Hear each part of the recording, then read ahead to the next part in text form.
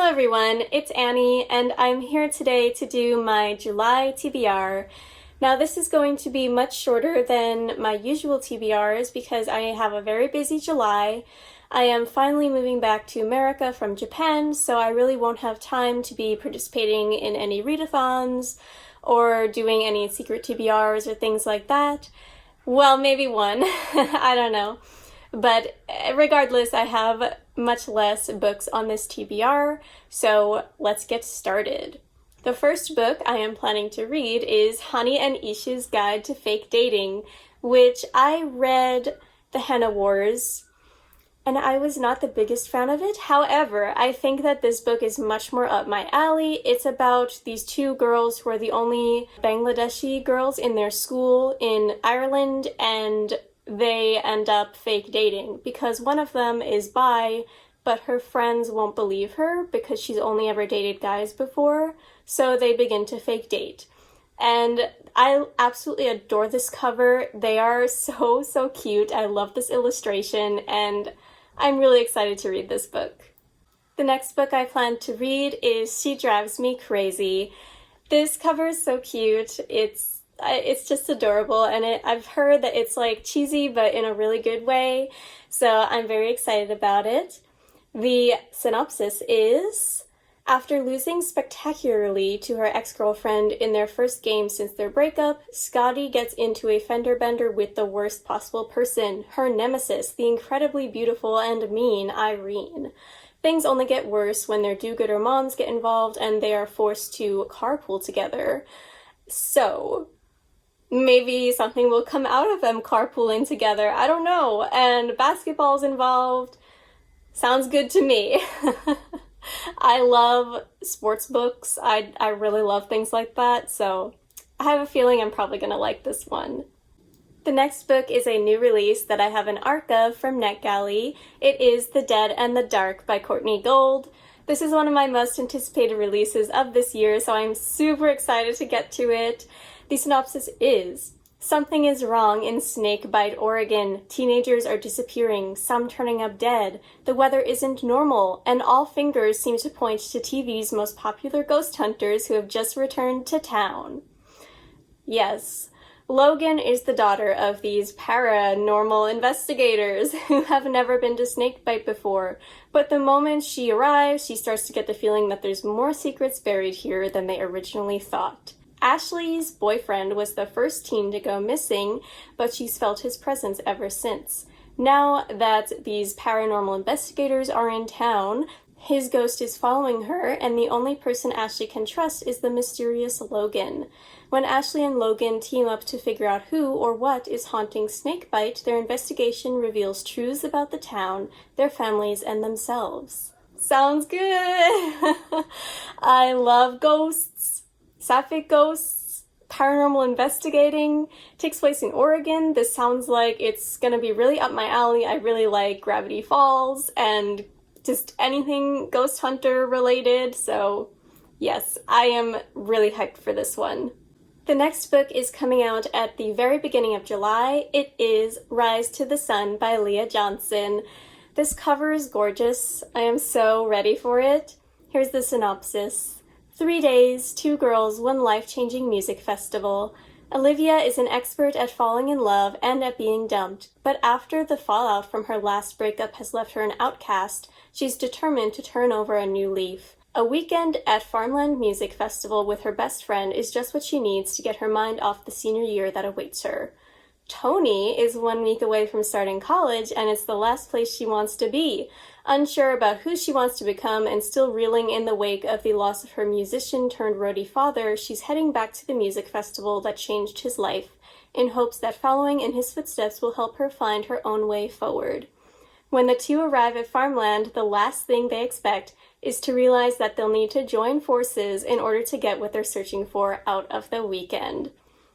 Yes, I'm so ready for this. It sounds like the perfect mix of sweet sapphic and hard-hitting contemporary. I am really excited about this. I have not read Leah Johnson's debut, You Should See Me in a Crown, although I do want to read it. It's on my TBR.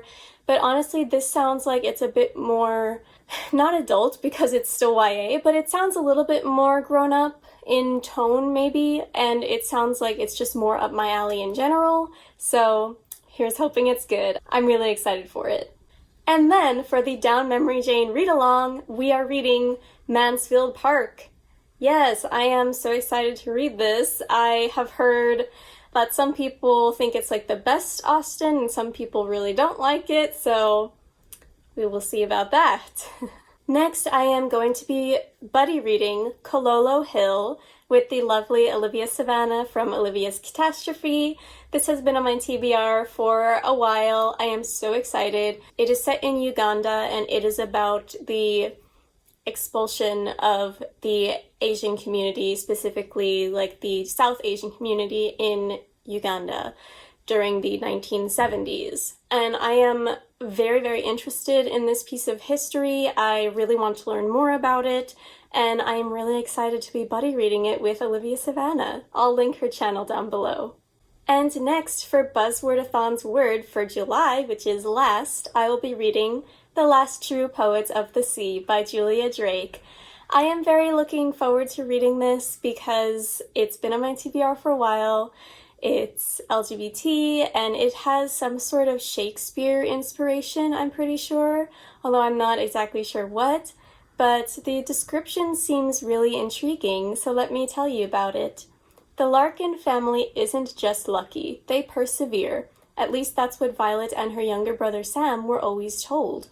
When the Lyric sank off the coast of Maine, their great-great-great-grandmother didn't drown like the rest of the passengers.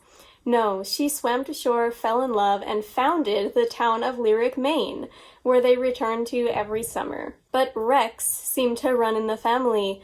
Tall, funny, musical Violet can't stop partying with the wrong people, and sensitive Sam attempts to take his own life one day. Shipped back to Lyric while Sam is in treatment, Violet is haunted by her family's missing piece, the lost shipwreck she and Sam dreamed of discovering when they were children. Desperate to make amends, Violet embarks on a wildly ambitious mission to locate the Lyric shipwreck. Interesting. She finds a fellow wreck hunter named Liv Stone.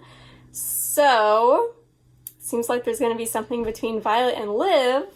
That's exciting. Wow, a lot of sapphic books on my July TBR. That's exciting. I didn't plan for that specifically.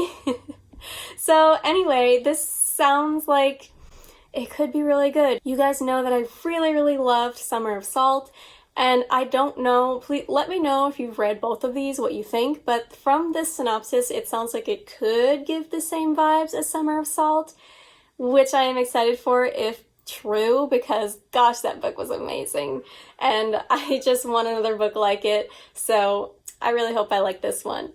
And speaking of Katrina Leno, I am also hoping to read You Must Not Miss, which I believe was her debut novel. But since reading Summer of Salt, I've decided that I really need to read everything that she has written, so why not start with the first one? The synopsis. Magpie Lewis started writing in her yellow notebook the day her family self-destructed. That was the night Erin, her sister, skipped town and left her to fend for herself. That was the night of Brandon's party.